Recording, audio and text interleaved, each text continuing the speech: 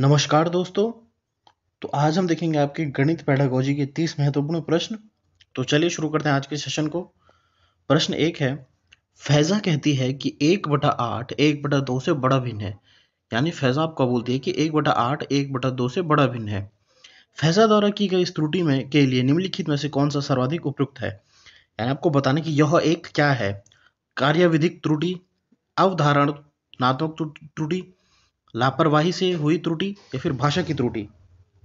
तो जो हो जाएगा क्या है कि आप जो फैजा जो है उसने क्या बोला कि जो आपका 1/8 है 1/2 से बड़ा है, आपको ये सॉल्व नहीं करना है आपको, क्योंकि ये गणित पेडागोजी है। यहाँ पे क्या है, उसकी अवधारणा जो है वह गलत है। तो आपका बी आपका सही हो जाएगा। अवधारणात्मक त्रुटि जो है ये यहाँ पे आपका जो है फैजा ने आपका गलत लिया है। ठीक है। दूसरा प्रश्न आपका, राष्ट्रीय पाठ्यचर्चा रूपरेखा 2005 के अनुसार गणित पाठ्यचर्चा डैश होनी चाहिए। आपका क्या होनी चाहिए, सुसंगत और स्थानिक नहीं, महत्वाकांक्षी और स्थानिक, ये भी आपका गलत हो जाएगा, स्थानिक और गतिविधि पर केंद्रित, ये भी गलत हो जाएगा। तो आपका हो जाएगा महत्वाकांक्षी और सुसंगत। तो आपका जो है डी इसमें आपका सही ऑप्शन हो जाएगा। फिर आपका प्राथमिक कक्षा के अधिगमकर्ताओं में बीजीय चिंतन, ठीक है, को विकसित करने के लिए निम्नलिखित में से किसको आधार के रूप में लिया जाएगा। आपका जो आपका बीज गणित होता है उसको पढ़ाने के लिए आपको क्या है, किसको आधार लेना चाहिए, आपसे पूछा गया है। आकृतियों की पुनरावृत्ति वाले सरल प्रतिमानों से आरंभ करना और फिर ऐसे जटिल प्रतिमानों की ओर बढ़ना जिसमें संख्याएं भी शामिल हो। ठीक है।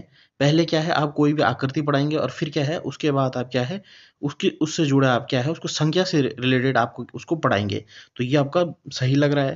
फिर भी दूसरा ऑप्शन देखते हैं हम, बीजीय समीकरणों का परिचय देने के लिए ग्राफी जो आपका होता है विधि का प्रयोग करेंगे। तो चाहे मतलब क्या है, आपको ग्राफ्स आप दिखाएंगे। तो ये तो आपका गलत लग रहा है। समस्या को हल करने के लिए बीजीय सर्व समीकरणों का परिचय देंगे। तो ये भी आपका गलत है। दैनिक जीवन में बीजगणित के उपयोग पर बल देंगे।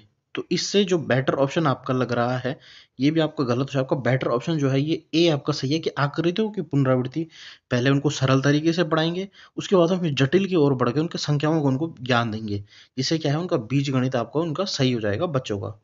ठीक है। तो आपका फिर चौथा प्रश्न आपका, जब 25 को 7 से गुणा करने के लिए कहा गया तब एक विद्यार्थी 7 बार 25 को जोड़ता है। ठीक है। कि आपको बोला कि 25 गुणा या 7 करो, तो वह विद्यार्थी क्या है, वह समझता है कि क्या है 25 को क्या है 7 बार आपको ऐसे जोड़ना है। 7 बार आपका विद्यार्थी जोड़ देता है। तो निम्नलिखित कथनों में से कौन सा दिया गया एक संदर्भ में सही है। आपको पूछो सही है, अनौपचारिक युक्तियों के बजाय औपचारिक कलन विधि के उपयोग पर बल देने की आवश्यकता है कि अनौपचारिक युक्तियां। तो ये तो आपका गलत हो जाएगा। विद्यार्थियों द्वारा उपयोग की गई युक्ति का शिक्षण द्वारा आकलन नहीं किया जा रहा है। ये भी आपका गलत हो जाएगा। विद्यार्थियों ने सृजनात्मक रूप से योग की समझ को गुणन तक विस्तृत किया है। ये आपका सही लग रहा है कि विद्यार्थियों ने जो है कि उन्होंने क्या है आपका जो योग होता है उसको समझ लिया आपका कि योग क्या है। जब हम योग करते हैं तो वह गुण ही होता है, ये उन्होंने आपका समझ लिया है। विद्यार्थियों के पास योग और व्यकलन दोनों की अवधारणा समझ नहीं है कि उनको समझ नहीं है। ये आपका गलत है, उनको समझ है लेकिन उन्होंने क्या कर दिया कि उन्होंने सोच लिया कि जो आपका यहाँ पे जो ये गुणा है उन्होंने क्या है उसे जोड़ समझ लिया। ठीक है। तो सी इसमें बिल्कुल सही हो जाएगा आपका, ये वाला ऑप्शन बिल्कुल आपका सही हो जाएगा। फिर आपका प्राथमिक स्तर पर बच्चों की गणितीय तर्क क्षमता का सर्वाधिक उपयोगिता से डैश के द्वारा अनुमान लगाया जा सकता है। गृह कार्य के लिए दिए गए प्रश्नों को चरण दर चरण पूरा करना। कि गृह कार्य जहां पे भी आएगा ये आपका गलत हो जाएगा। बहुविकल्पीय प्रश्नों पर आधारित नियमित परीक्षाओं में सफलता, ये भी आपका गलत हो जाएगा कि आपका केवल परीक्षा लेंगे। बहुविकल्प जो एमसीक्यू टाइप आपके क्वेश्चन होते हैं उनसे क्या है बच्चों की परीक्षा लेंगे, तो ये भी आपका गलत हो जाएगा। उनकी त्रुटियों का विश्लेषण करेंगे। तो मैंने आप जो आपकी त्रुटियां होती हैं ये बहुत ही जरूरी होती है बच्चों की पढ़ाई में, तो ये आपका सही लग रहा है। औपचारिक कलन विधि को कंठस्थ करेंगे, कंठस्थ जो होता है ये भी आपका गलत हो जाता है। तो जो आपका सही आंसर हो जाएगा वो आपका सी आपका सही हो जाएगा कि उनकी त्रुटियों का विश्लेषण करेंगे हम। ठीक है।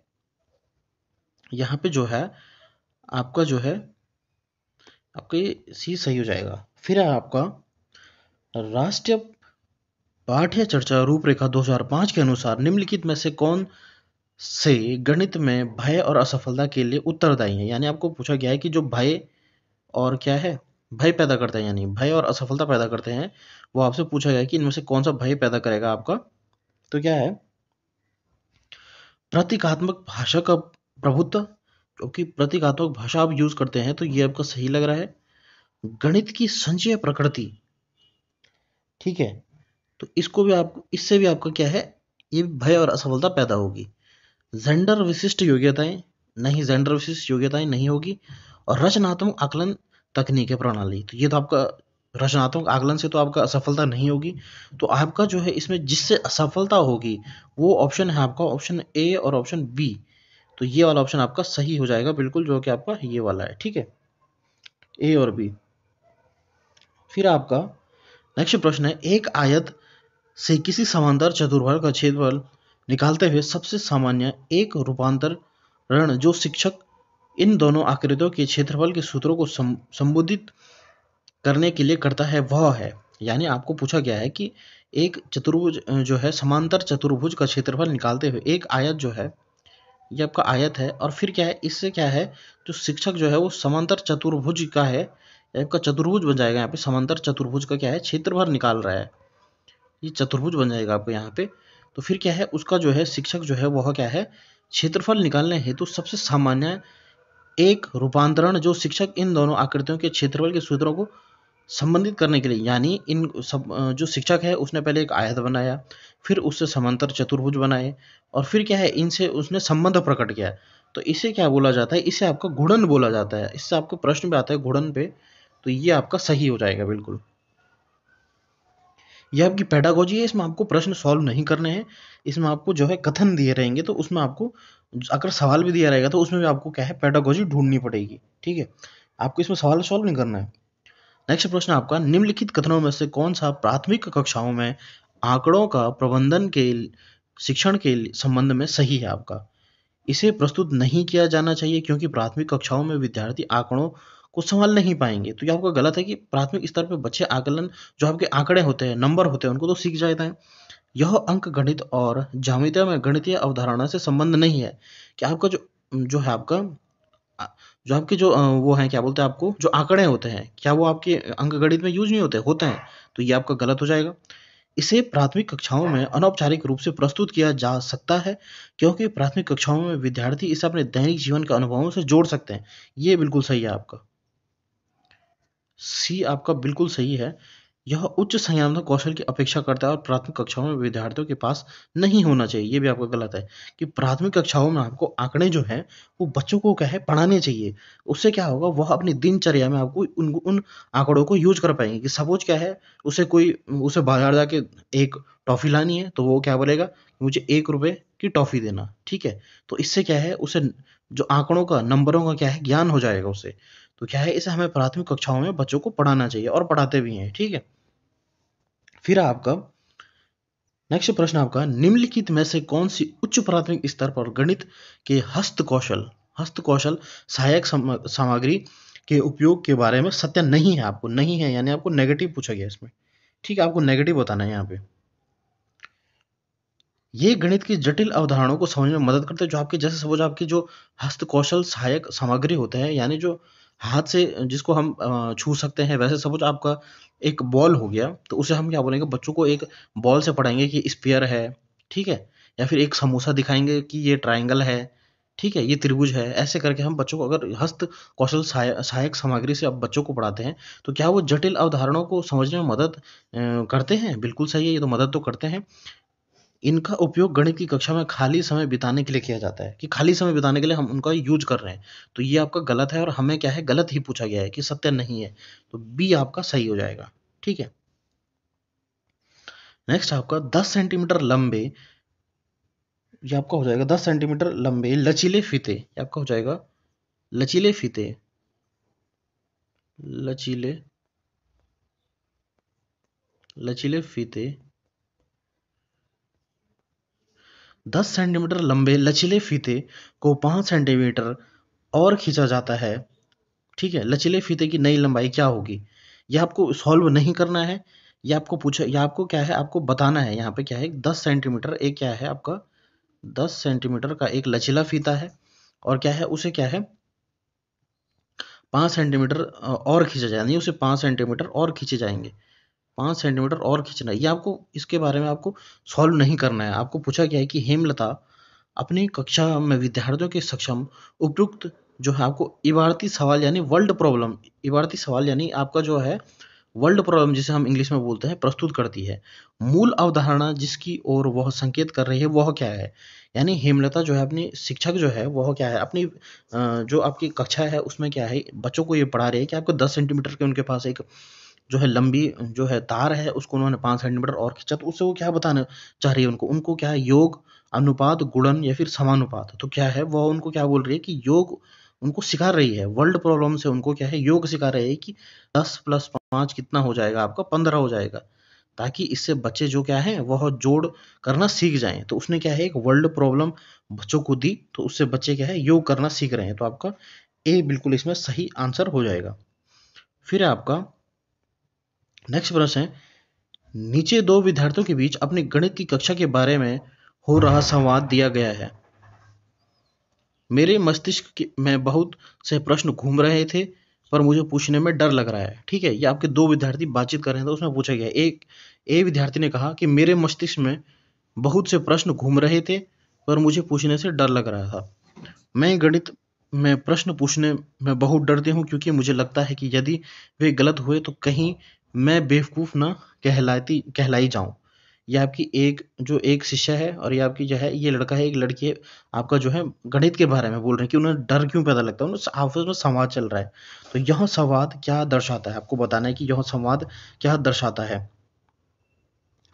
अध्यापक केंद्रित कक्षा, अध्यापक केंद्रित कक्षा जो है वहाँ पे केवल अध्यापक को ही हक होगा, तो ये तो आपका गलत हो जाएगा। अध्यापक केंद्रित शिक्षा जो होती है वहाँ पे केवल अध्यापक जो होगा वो केंद्र में रहेगा, लेकिन यहाँ पे बच्चे खुद ही क्या है संवाद कर रहे हैं, डिस्कस कर रहे हैं, तो क्या है यहाँ पे तो ये अध्यापक केंद्रित कक्षा नहीं होगी।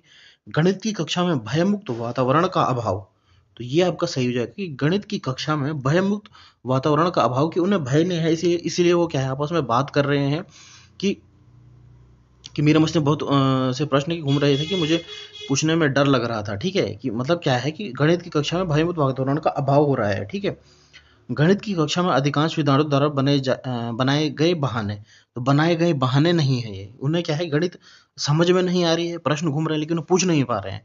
ठीक है, अध्यापक की संकलनात्मक समझ का अभाव, तो ये भी आपका सही है कि अध्यापक जो है वह क्या है बच्चों को समझ नहीं पा रहा है। तो इसमें से जो होगा आपका सही जो आपका कथन होगा वो हो जाएगा आपका बी और डी। ठीक है, बी और डी आपका सही हो जाएगा कि क्या है गणित की कक्षा में भयमुक्त वातावरण का अभाव है, और क्योंकि बच्चों में यहाँ क्या है भय हो रहा है, भय पैदा हो रहा है बच्चों में, क्या है कि वह प्रश्न नहीं पूछ पा रहा है, उसे डर लग रहा है, तो क्या है उसमें उसे डर लग रहा है, तो क्या है भय मुक्त वातावरण का अभाव है यहाँ इस कक्षा में।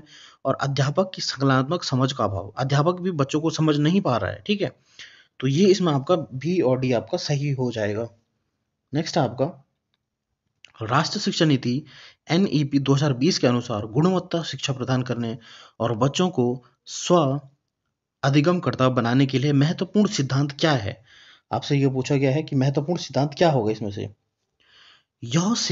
सीखना कि क्या सीखना है, यह सीखना कि क्या सीखना है, यह सीखना कि कहाँ से सीखना है, यह सीखना कि कैसे सीखना है, या फिर यह सीखना है कि किससे सीखना है। तो इसका आंसर हो जाएगा ये सी आपका सही हो जाएगा कि यह सीखना कि कैसे सीखा जाता है। ये आपका एनईपी ने कहा कि हम बच्चों को कैसे बच्चे सीख सकते हैं, इस पे आपको आपका एनईपी ने बल दिया, तो आपका जो है सी इसमें सही हो जाएगा कि यह सीखना कि कैसे सीखा जाता है, आपका सी आपका सही हो जाएगा। फिर आपका एक शिक्षक के लिए अनुमान के शिक्षण के समय निम्नलिखित में से क्या महत्वपूर्ण है। एक शिक्षक के लिए अनुमान के शिक्षण के समय, ठीक है, आपका क्या महत्वपूर्ण है, शिक्षक को यह समझाना चाहिए कि अनुमान लगाने का एक ही, जहां पे भी एक ही श्रेष्ठ मार्ग है, ये गलत हो जाएगा। शिक्षक को उन विद्यार्थियों के उत्तरों की उपेक्षा करनी चाहिए जिनके उत्तर अनुमानित उत्तर से काफी दूर हो, कि क्या है बच्चों की जो है अगर बच्चों का आंसर नहीं आ रहा तो शिक्षक को क्या है उनकी उपेक्षा करनी चाहिए, तो ये भी आपका गलत है। शिक्षक को उन विद्यार्थियों को प्रोत्साहित करना चाहिए जिनका अनुमान सबसे निकट है। कि शिक्षक को जो है कि उन्हीं विद्यार्थियों को प्रोत्साहित करना चाहिए जिनका अनुमान निकट है, तो ये भी आपका गलत है। शिक्षक को विभिन्न यथोचित उत्तरों की श्रृंखला के लिए अवसर प्रदान करना चाहिए। तत्पश्चात उन पर चर्चा करनी चाहिए। जहाँ भी आपका चर्चा होगा ये आपका सही हो जाएगा कि अवसर प्रदान कर रहा है शिक्षक, और फिर क्या है, उन पर चर्चा कर रहा है, तो डी आपका बिल्कुल इसमें सही उत्तर हो जाएगा। नेक्स्ट है आपका, गणित में नैदानिक परीक्षा का प्राथमिक उद्देश्य क्या है? आपसे पूछा गया माता पिता को बच्चे के लिए घर पर ट्यूशन पढ़ाने के लिए बल देना चाहिए कि घर पर ट्यूशन पढ़ाओ माता पिता, तो बल देना चाहिए, ये आपका गलत है। बच्चों का रिपोर्ट कार्ड बनाना कि बच्चों को केवल रिपोर्ट कार्ड बनाएंगे हम, इस पे गणित आपका निर्भर होती है, नहीं। गणित में बच्चे के अधिगम में रह रही कमियों को समझाना, जहाँ पे भी कमियां आ जाएगी आपका बिल्कुल सही हो जाएगा। बच्चों को कक्षा में क्या है सेक्शन में बांटना, आपको बच्चों को क्या है सेक्शन में बांट रहे हो, ये भी वो गलत हो जाएगा। तो इसमें आपका सी जो है आपका, गणित में बच्चों के अधिगम में रह रही कमियां को समझाना कि क्यों कमियां आ रही है, इसलिए समझाना बच्चों को, ठीक है। ये आपके थोड़ा क्या है, ये आपके जो है पेपर आपका 2023 का पेपर है, तो इसमें थोड़ा आपको टफ लगेगा, क्योंकि पहले जो पेपर आते थे उसमें बहुत आसान प्रश्न पूछे जाता है आपके गणित पेडागोजी में, लेकिन जो है अब जो है पेपर बन रहे हैं, तो वह क्या है आपकी जो है लेवल भी आपका क्या है इंक्रीज हो रहा है, दिन पर दिन कंपटीशन बढ़ रहा है, तो उस हिसाब से आपके प्रश्न भी क्या है इसमें लेवल जो आपका हार्ड हो रहा है, तो इसलिए जो है ये प्रश्न मैंने आपको इसमें रखे हैं। तो चलिए आप देखते हैं 15वां प्रश्न। गणित की कक्षा में एक विद्यार्थी कहता है कि एक वर्ग, एक समांतर चतुर्भुज और एक आयत दोनों है। एक वर्ग है, एक समांतर चतुर्भुज है और एक आयत दोनों है। वह आगे कहता है कि सारे आयत भी समांतर चतुर्भुज होते हैं, कि सारे आयत जो होते हैं समांतर चतुर्भुज होते हैं। वैन हीले के ज्यामितीय चिंतन के सिद्धांत के अनुसार विद्यार्थी ज्यामितीय चिंतन के किस स्तर पर है? यानी वैन हीले का जो आपका ज्योमेट्री का जो सिद्धांत है, उन्होंने आपके जो लेवल दिए हैं उसमें आपका पूछ रहा है कि किस लेवल पे बच्चा है आपका। जब बच्चा क्या है आपका आपका इसमें क्या है, बच्चा जो है क्या है बोला, एक वर्ग है, ठीक है, एक समांतर चतुर्भुज है आपका, एक आयत है, क्या है बच्चा, एक आयत है। वह आगे कहता है कि सारे आयत भी समांतर चतुर्भुज, सारे आयत समांतर चतुर्भुज होते हैं, ठीक है। तो मतलब क्या है, वो इनमें क्या है रिलेशन संबंध प्रकट कर पा रहा है बच्चा, कि सारे जो है जो आपके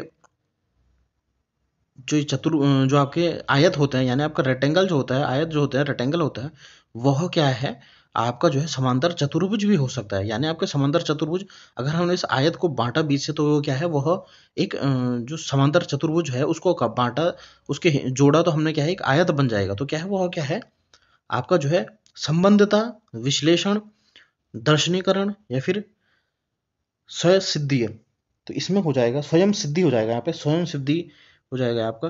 तो आपका जो है इसमें सही उत्तर जो होगा वो हो जाएगा संबद्धता। बच्चा जो है उसमें क्या है सम्मत प्रकट कर रहा है कि एक आयत जो है अगर हम उसे 4 भागों में विभाजित करेंगे तो वो चतुर्भुज बन जाएगा, ठीक है। तो ये इसमें ए ऑप्शन आपका बिल्कुल सही उत्तर हो जाएगा। अगला प्रश्न आपका, गणित के शिक्षक ने निम्नलिखित 4 प्रश्नों को सामने रखा, इनमें से कौन सा प्रश्न मुक्त उत्तर वाला है? आपको बताना मुक्त उत्तर वाला मतलब, मुक्त उत्तर आपको पता होगा कि मुक्त उत्तर जो होता है उसमें क्या होता है कि एक से ज्यादा उत्तर जिसमें आते हैं उसे हम मुक्त उत्तर बोलते हैं।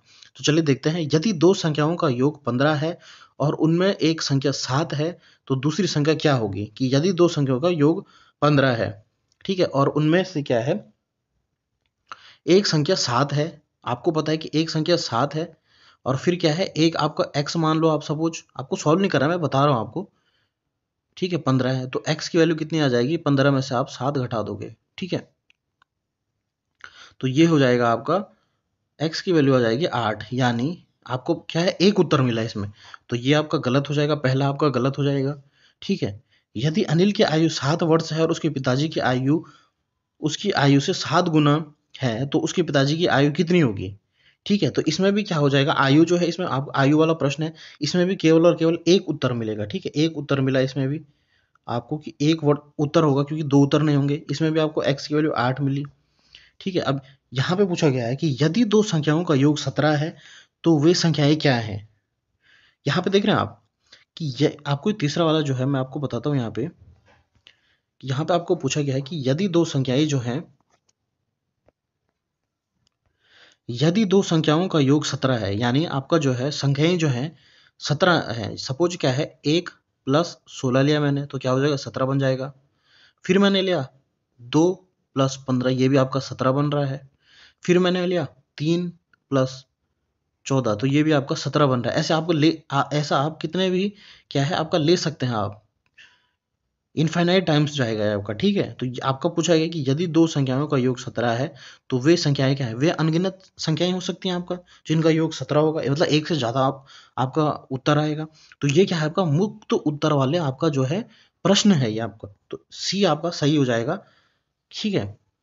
आपका फिर यही पूछा गया, आपका डी ऑप्शन आप देख सकते हैं कि 17, वैसे तो आपको देखने की जरूरत नहीं है, ये आपको पता लग गया। यहाँ पे आप फिर मैं आपको बता देता हूँ कि 17 में क्या जोड़ है, क्या है कि उत्तर 23 आएगा, कि 17 फिर आपका वही है कि 17 प्लस एक्स बराबर 23। तो फिर आप x की वैल्यू निकाल दोगे यहाँ से, तो एक ही उत्तर मिला इसमें, ठीक है। इसमें भी आपको एक उत्तर मिला तो ये आपका गलत हो जाएगा, इसमें भी एक उत्तर मिला ये भी गलत, इसमें भी एक उत्तर मिला ये भी गलत, तो आपका जो है ऑप्शन सी इसमें बिल्कुल आपका सही हो जाएगा, ठीक है। तो ये होता है आपके मुक्त उत्तर वाले प्रश्न, यानी जिनमें एक से ज्यादा उत्तर होते हैं। फिर आपका 17 प्रश्न, कक्षा में स्थानीय मान की संकल्पना को विकसित करने के लिए अध्यापक ने निम्नलिखित पहेली का उपयोग किया कि मैं 5 दहाई और 4 इकाई से छोटा हूं। एक पहेली दिया, तो इस पहेली का उद्देश्य क्या है आपका, योगात्मक मूल्यांकन करना, गलत हो जाएगा। कक्षा में एकल सत्ता और को भंग करना, ठीक है, ये भी आपका गलत हो जाएगा। स्थानीय मान पर बंद सिरे वाले प्रश्न पूछना, स्थानीय मान ये आपका गलत हो जाएगा। आधार 10 और स्थानीय मान के संकलनों को प्रारंभित करना, तो आपका डी इसमें सही है, जिसका आधार जो है 10 है, यानी बेस 10 है और स्थानीय मान के संकलनों को प्रारंभित करना, मैं 5 दहाई और 4 इकाई से छोटा हूं, ठीक है। तो डी आपका सही हो जाएगा। फिर आपका 18 प्रश्न, निम्न में से कौन सा प्राथमिक कक्षाओं में आकृति पढ़ाने का उद्देश्य है, या इस आपको पता है कि आपको जो प्राथमिक कक्षाएं हैं वहां पे हम जो आकृति पढ़ाते हैं, चाहे वो आपका त्रिभुज हो, आपका जो भी हो, तो आकृति पढ़ाते हैं आपका, तो उसका क्या उद्देश्य है आपका। आपका चलो ऑप्शन देख लेते हैं हम यहाँ पे, दृश्यीकरण कौशल को विकसित करना, जबकि बच्चे देखेंगे तो उनका कौशल विकसित होगा, ये आपका बिल्कुल सही है। ज्यामितीय आकृतियों के नामों का स्मरण करना, स्मरण करना आपका जहां पे भी आएगा ये आपका गलत हो जाएगा, कि हमको क्या है बच्चों को स्मरण कराना है, आपका गलत हो जाएगा। स्थानिक संबंधित तर्क कौशल में वृद्धि करना, ठीक है, तो ये आपका बिल्कुल सही हो जाएगा, कि स्थान से भी अगर कोई आकृति पढ़ाएंगे तो सपोज ये क्या है गोल, हमने बोला है गोल मैदान है, तो इससे हमको बच्चों को पढ़ाया कि यह क्या है गोल मैदान है, तो यह क्या है बच्चे इससे आकृति भी सीख रहे हैं और उन्हें स्थानिक समझ भी हो रही है, ठीक है। तो इसका जो है ए और सी आपका बिल्कुल सही उत्तर हो जाएगा, ठीक है। तो बी ऑप्शन आपका सही हो जाएगा। नेक्स्ट है आपका, दृष्टिबाधित विद्यार्थियों के लिए निम्नलिखित में से किसका प्रयोग गणित शिक्षा अधिगम के साधनों के रूप में किया जाना चाहिए, कि मतलब जो बच्चे देख नहीं सकते, जिन्हें देखने में प्रॉब्लम होती है, उनके बारे में आपको पूछा कि उन्हें कौन सी हमें सामग्री, शिक्षण सामग्री उन्हें सहायक होगी। जियो बोल्ड, जो आपका जियो बोल्ड होता है, आपने मैं आपको बता दूं जियो बोल्ड एक ऐसा बोल्ड होता है, एक लकड़ी का फट्टा होता है, उसमें क्या है आपकी कीले लगी रहती है, सपोज ये कीले लगी रहते हैं और उसमें ये कीले लगी है, और हम बच्चों को एक रबड़ के द्वारा पढ़ाते हैं। सपोज हमने क्या बोला, इन रबड़ से यहाँ खींचा तो ये क्या है एक त्रिभुज बन गया है, ठीक है। और फिर इसी रबड़ को इधर कर दिया तो हमने क्या बोला, ये क्या बन गया, ये एक स्क्वायर बन गया, ठीक है। और यहाँ इसको नीचे ले गए तो ये क्या है एक आयत बन गया, ठीक है। तो ऐसे करके हम बच्चों को क्या है इसमें ज्यामितीय जो है शेप उनको पढ़ाते हैं। तो जियो बोल्ड तो बिल्कुल सही है, क्योंकि इससे दृष्टिबाधित बच्चा जो है वो छू करके, जियो बोल्ड को छू करके, टच करके आपका जो है सीख जाएगा, तो आपका जियो बोल्ड इसमें सही हो जाएगा। फिर आपका जियो जैबरा, जियो जैबरा जो है ऑनलाइन बोल्ड होता है, तो क्या है इसमें क्या है आपका बच्चों को कंप्यूटर पे देखना पड़ेगा, जियो जैबरा जो है आपका गलत हो जाएगा। फिर आपका सी जो है गिन तारा यानी अबिस्कस, अबिस्कस मैं आपको बता देता हूँ, अबिस्कस जो होता है वो इस तरह का होता है अबिस्कस, यहाँ पे गोल गोल लगे रहता है अबिस्कस, ठीक है। तो इनको बच्चा जो छू सकता है, तो अबिस्कस भी आपका सही हो जाएगा। ग्राफिक कैलकुलेटर यानी देखने से रिलेटेड, ये भी आपका गलत हो जाएगा। तो इसमें जो है आपका सही उत्तर जो आएगा ए और सी आपका बिल्कुल सही उत्तर हो जाएगा, ठीक है। फिर आपका 20वां प्रश्न आपका है, ज्यामितीय आकृतियों के शिक्षण के दौरान समय, यानी दौरान या फिर समय शिक्षिका ऐतिहासिक स्थानों में भ्रमण की योजना पर विचार करती है। यह प्रतिबंधित क्या करती है?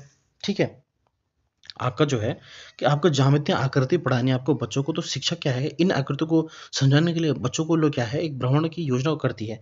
तो इससे क्या हो जाएगा, सीबीएसई ने क्षेत्र भ्रमण की अनुशंसा की है, अतः यह आवश्यक है कि सीबीएसई ने कराया है, तो सीबीएसई ने तो नहीं कहा है आपका। ठीक है, यह नित्यक्रम गणित की कक्षा में अच्छा विराम प्राप्त होता है कि केवल विराम के लिए आप क्या है बच्चों को क्या है ऐतिहासिक स्थानों पर ले जा रहे हैं, तो ये भी आपका गलत हो जाएगा। आकृतियां किसी भी वास्तुशिल्प का अनिवार्य भाग हैं और इस प्रकार के भ्रमणों से गणित को कक्षा के पार ले जाने में प्रोत्साहन मिलता है। ये बिल्कुल आपको सही है। ठीक है, कि आकृतियां जो हैं क्या है वो एक वास्तु शिल्प जो है उनका अनिवार्य भाग है, लेकिन वह क्या है अगर भ्रमण करेंगे तो वहां पे क्या है बच्चों को जो है भ्रमण से क्या है उन आकृतियों को समझने में, उनको छू करके देखने में, उनको ऑब्जर्व करने में क्या है सहायता मिलेगी। तो आपका जो है सी आपका बिल्कुल सही हो जाएगा इसमें। अध्यापक के निर्धारित समय से पहले अधिकतर पाठ्यक्रम पूरा कर लिया, ये बिल्कुल गलत हो जाएगा कि पाठ्यक्रम पूरा करने में आपको बोला, तो सी आपका बिल्कुल सही हो जाएगा। ठीक है, फिर आपका किस विषय में अमूर्त ज्ञान को मूर्त रूप से प्रदान किया जाता है? आपको जो है अमूर्त ज्ञान से मूर्त रूप में आप प्रदान कर रहे हैं। अमूर्त मतलब जिन चीजों को हम छू नहीं सकते हैं वो होता है आपका अमूर्त ज्ञान, और मूर्त ज्ञान क्या होता है आपका जिनको हम छू सकते हैं। तो इसमें क्या है आपका गणित में आप क्या है, ये आपको बहुत बार पूछा गया है आपका कि गणित में आप क्या है अमूर्त से मूर्त की ओर जाते हैं।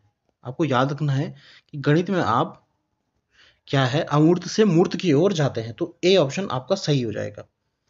फिर आपका 22वां प्रश्न, राष्ट्रीय पाठ्य चर्चा रूपरेखा 2005 के अनुसार निम्नलिखित में से कौन सा गणित की कक्षा के दृष्टिकोण में निरूपित करता है, दृष्टिकोण को निरूपित करता है? ठीक है, छात्र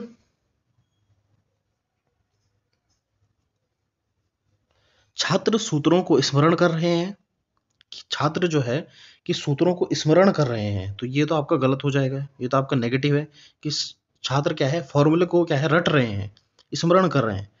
फिर आपका कक्षा में केवल केवल शब्द जहां पे भी आएगा ये आपका गलत हो जाएगा, आपको देखना ही नहीं आगे, केवल शब्द जहां पे भी आएगा गलत हो जाएगा।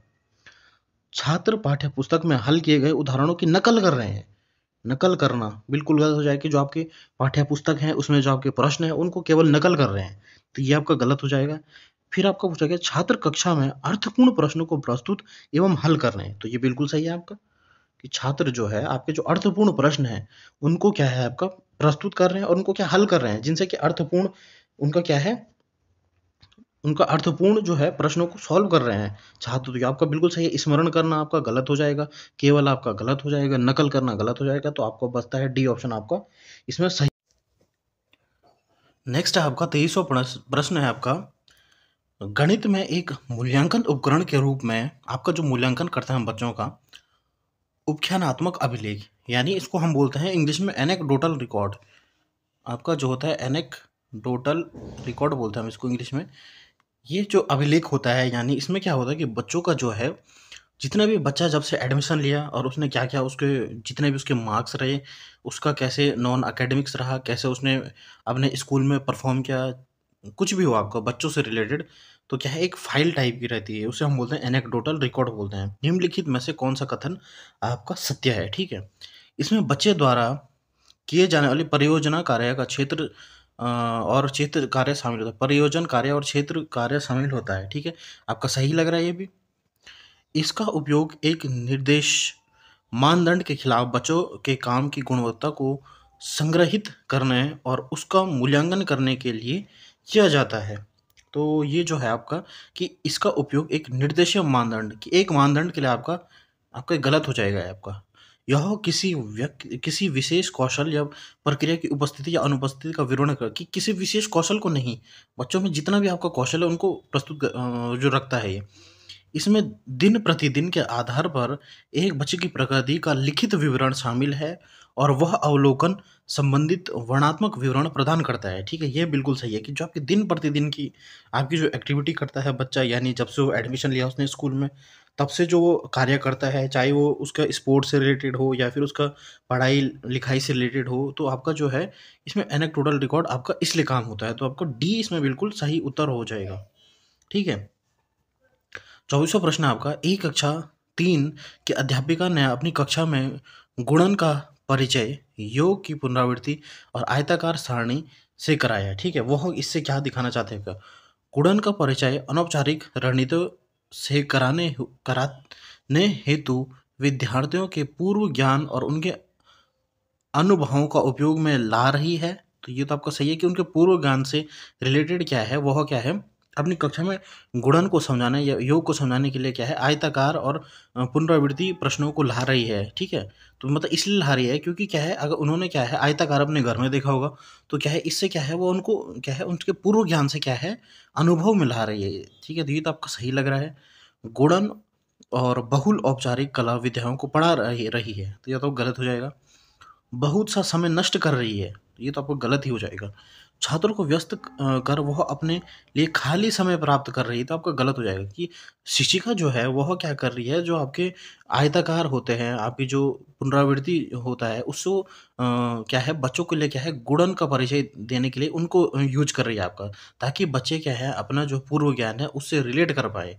ठीक है, तो ए ऑप्शन आपका बिल्कुल सही हो जाएगा इसमें। ठीक है, फिर आपका 25वां प्रश्न आपका, एक बच्ची गेंदों की गणना एक एक गेंद पर उंगली रखकर कर और क्रम से उस संख्या का नाम बोलते हुए कर रही है। उसने कुछ गेंदों को 2 बार गणना की। इस बच्ची में पूर्व संख्या की किस अवधारणा को अभी और मजबूत करना है? यानी बच्ची जो है पहले एक एक गेंद रखी थी हर उंगली में, अब फिर क्या है उसने गेंदों को 2 बार, उसने कुछ गेंदों की 2 बार गणना की। ठीक है, कुछ गेंदों उसने 2 बार गणना कर दी, गिन दिया उसने। तो क्या है उसको अभी क्या सीखने की ज़रूरत है? एक से एक संगतता, यानी एक एकेकी संगति। तो ये जो है पंक्तिबद्धता कि पंक्ति में रखना है, या फिर वर्गीकरण, वर्गीकरण तो नहीं होगा आपका, गणन संख्या नहीं होगा आपका। तो ए और बी में से आपका जो सही लग रहा है, बेटर ऑप्शन लग रहा है, वो ए हो जाएगा आपका कि एक एक से संगता करना, यानी एक के बाद एक रखना, उसको अभी समझ में नहीं आया है। ठीक है, पांचों उंगलियों से 5 रखनी थी, तो इसमें जो ए आपका बिल्कुल सही उत्तर हो जाएगा। फिर आपका गणित में भ्रांतियों को दूर कर सकते हैं। गणित में हम भ्रांतियों को दूर कैसे कर सकते हैं? बच्चों को उदाहरण और गैर उदाहरण में व्यस्त रखकर, कि उन्हें हम उदाहरण भी देंगे और गैर उदाहरण भी देंगे, ये तो आपका सही लग रहा है। एक ही तरह के प्रश्न को बनाकर और उनको कई बार दोहराकर, गलत, बिल्कुल गलत, कि एक ही प्रश्न हम बनाएंगे और फिर उन्हें क्या है कई बार दोहराएंगे, ये तो बिल्कुल गलत है। बहुत सारे प्रश्नों के अभ्यास और ड्रिल, आपको बच्चों में आपको बता दें जहाँ पे भी ड्रिल आएगा ना, ये बिल्कुल गलत हो जाएगा आपका। ड्रिल यानी रट्टा करना, ये आपका बिल्कुल गलत हो जाएगा। कलन विधि का दोबारा प्रदर्शन करना, कलन विधि को दोबारा प्रदर्शन करना, गलत हो जाएगा। तो ए बिल्कुल आपका सही हो जाएगा कि बच्चों को हम उदाहरण देंगे और गैर उदाहरण दे करके उनको क्या है व्यस्त रखेंगे।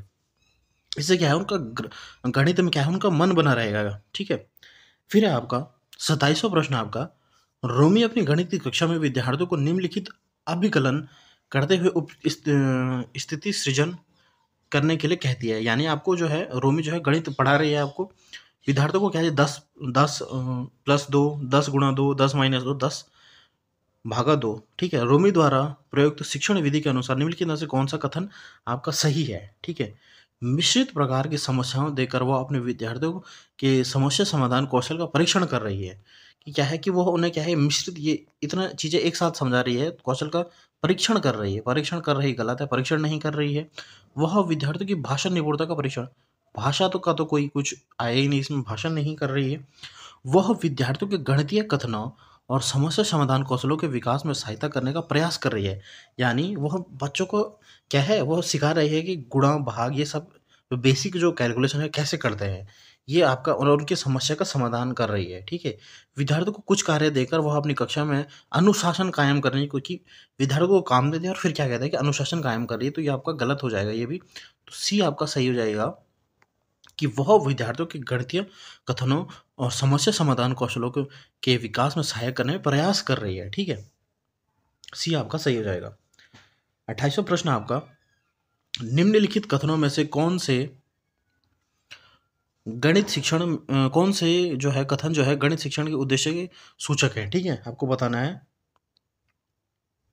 गणित शिक्षा को रोजगार योग्य ऐसे वयस्कों का निर्माण करना चाहिए जो सामाजिक और आर्थिक विकास में अपना योगदान, जहाँ पे भी आपको मैं बता देता हूँ, जहाँ पे भी रोजगार के लिए बच्चों को पढ़ाया जाता है तो ये आपका बिल्कुल गलत हो जाएगा कि केवल और केवल हम बच्चों को क्या है रोजगार पाने के लिए पढ़ा रहे हैं, तो ये आपका गलत हो जाएगा। गणित शिक्षा बच्चे के आंतरिक साधनों जैसे अमूर्त चिंतन, तर्क संगत निष्कर्षों को निकालने वाली होनी चाहिए। ये बिल्कुल सही है आपका कि गणित कैसी होनी चाहिए, आपकी अमूर्त चिंतन होना चाहिए। मैंने आपको बताया गणित वैसे भी क्या है, आपकी अमूर्त है। आपका गणित जो है अमूर्त चिंतन से रिलेटेड आपका एक सब्जेक्ट होता है और क्या है तर्क संगत निष्कर्षों को निकालने वाला होना चाहिए, बिल्कुल सही। बच्चों को गणित को जीवन पद्धति जैसे कि संप्रेषित करना, विचार विमर्श करने और समस्या समाधान करने की मनोवृत्ति में विकास करने के रूप में देखा जाए, बिल्कुल सही है आपका। गणित शिक्षा तथ्यपूर्ण ज्ञान और कार्यविधिक धारा प्रवाह केंद्रित होनी चाहिए कि तथ्यों पे आपकी जो है गणित नहीं चलती है आपकी। तो इसमें जो आपका सही हो जाएगा बी और सी आपका सही हो जाएगा, तो यानी आपको बी और सी इसमें सही हो जाएगा, तो ये आपका ऑप्शन सही हो जाएगा इसमें, ठीक है। फिर आपका न्यूमैन के अनुसार विद्यार्थी शब्द समस्याओं का हल करने में सक्षम हो, इससे पहले वो 5 स्तरों का पूरा करें, ठीक है। आपके न्यूमैन के अनुसार जो है कि बच्चे क्या है समस्या पूरी करने के लिए आपका जो है कौन-कौन से आपको जो आपको दिए गए हैं इनमें से उनको आपको क्रम में लगाना है। पूरे पूछे गए कार्य को समझना, कि जो आपका पूछे गए कार्य को समझना, समस्या को पढ़ने में सक्षम होना। सबसे पहले जो है बच्चे जो है वह क्या है समस्या को आपका क्या है पढ़ेंगे, तो पहला तो यही हो जाएगा आपका। फिर क्या है कि वह क्या आवश्यक गणितीय संकेतों को समझना, ये आपका नहीं हो जाएगा। गणितीय मांग के अनुसार समस्या का अनुवाद करने की आवश्यकता। उत्तर को अर्थ दो आपका जो है पूछे गए कार्य को समझना। फिर आपका जो है लास्ट तो ये हो जाएगा आपका पाँचवा तो ये वाला हो जाएगा आपका पाँचवा, ये हो जाएगा आपका कि उत्तर को अर्थपूर्ण रचना में प्रदर्शित करना। लास्ट में आप प्रदर्शित करेंगे, तो ये तो पाँचवा हो जाएगा। फिर आपका जो दूसरा हो जाएगा कि पहले आपने समस्या को पढ़ा, समस्या पढ़ने में आप सक्षम हो गए। फिर आपका जो है ये आपका बिल्कुल हाँ, ये 2 आपका हो जाएगा कि आपको क्या है पूछे गए कार्य को समझना है। फिर सबसे पहले आपने समस्या पढ़ने की क्षमता होनी चाहिए, फिर पूछे गए कार्य को आपने समझना है। फिर आपका जो हो जाएगा वो हो जाएगा कि आवश्यक गणितीय संग्रहों को करना, फिर गणितीय मांग के अनुसार समस्या का अनुवाद। फिर क्या है आप हाँ, ये हो जाएगा कि आप क्या है फिर समस्या के अनुवाद करेंगे। फिर आप पहले आपने क्या है समस्या को कार्य को समझा, फिर क्या है उससे जो रिलेटेड आपकी जो क्वेश्चन है, जो आपकी समस्या है उसको आप क्या है आपने अनुवाद करेंगे, ठीक है। तो ये आपका हो जाएगा आपका तीसरा हो जाएगा आपका, ठीक है हाँ। और फिर आवश्यक गणितीय संग्रहों को फिर आप उनको करेंगे, तो ये हो जाएगा आपका चौथा, ठीक है। तो इसमें क्या है आपका सबसे पहले आपने क्या किया, सबसे पहले आपने समस्या को क्या है समस्या को पढ़ने में सक्षम होना, सबसे आपकी समस्या को पढ़ी, ठीक है। फिर उसके बाद क्या है आपने पूछे गए आपको जो कार्य दिया उसको समझा। फिर उसके बाद आपने क्या है गणितीय मांग के अनुसार समस्या का अनुवाद करने की आवश्यकता होनी चाहिए। फिर आपको होगा आवश्यक गणितीय संग्रहों को करना, फिर आपने किया, फिर आप उत्तर को क्या है प्रदर्शित करेंगे। तो यानी हो जाएगा आपका इसमें जो हो जाएगा आपका एक बी बी और फिर बी ए और तीसरा जो है आपका डी बी ए डी और सी और ई, ठीक है हाँ ये सही हो जाएगा आपका बी ए डी सी ई। तो आपका जो है ये ऑप्शन आपका सही हो जाएगा BAD CE, हाँ बिल्कुल ये से डी ये आपका सही हो जाएगा BADCE, ठीक है। अब आगे हम लास्ट प्रश्न पे, ठीक है बच्चों। इसमें जो आपके प्रश्न हैं ये आपके जो है 2023 के पेपर में पूछे गए हैं। तो मैंने आपको जो है इसमें आपका जो टफ लेवल पूछा गया है इसमें, ठीक है। ये आपका पेपर 1 के प्रश्न, आपके पेपर 2 के प्रश्न नहीं है, आपके पेपर 1 के प्रश्न है, ठीक है। आपको पेपर 1 इतने टफ पूछा गया है। अब पहले जो था पहले तो बहुत आसान पूछे जाते थे, लेकिन अब जो है आप आपके लेवल जो है आपका टफ करना है सीटेट का भी, ठीक है। तो हम लास्ट प्रश्न देख लेते हैं आपका। गणित के शिक्षक के व्यावसायिक विकास के लिए निम्न में से कौन सा वांछनीय नहीं है, आपका नहीं है पूछा गया है, ठीक है। गणित की कार्यशालाओं और गोष्ठीकरण में उपस्थित होना, तो कि गणित की कार्यशालाओं में उपस्थित होना जो आपका सही हो जाएगा। शिक्षण अधिगम के साधनों को विकसित करना, ये भी आपका सही हो जाएगा। आपको नहीं है पूछा गया ना, आपको गलत पूछना है, आपको नहीं है मतलब आपको गलत ढूंढना है इसमें। अपने और दूसरे विद्यालयों के गणित के शिक्षकों के साथ न्यूनतम वार्तालाप, कि अपने और दूसरे गणित विद्यालयों के गणित के शिक्षकों के साथ वार्तालाप, ये आपका गलत हो जाएगा। ठीक है, शिक्षक विकास यानी फैकल्टी डेवलपमेंट के कार्यक्रमों में भाग लेना, ये भी आपका सही हो जाएगा कि आप अपने क्या है विद्यालय जो आपके टीचर हैं उनसे कम वार्तालाप करें। तो ये आपका बिल्कुल इसमें क्या है आपका ये गलत हो जाएगा और हमें गलत ही पूछा गया, तो आपका ये सी आपका सही हो जाएगा। ठीक है, तो बच्चों आज हमने पढ़े आपके जो 30 महत्वपूर्ण प्रश्न हैं आपके गणित पेडागोजी से रिलेटेड आपके ये प्रश्न थे। इस वीडियो को बनाने में बहुत मेहनत लग रही है। तो क्या है, अगर आपको ये सेशन पसंद आ रहे हैं, अगर आपको वीडियोस पसंद आ रही है तो प्लीज़ आप लाइक करें। आपको ऐसी कंटेंट मिलेगा चैनल में, सब्सक्राइब करें मेरे यूट्यूब चैनल को। Thank you.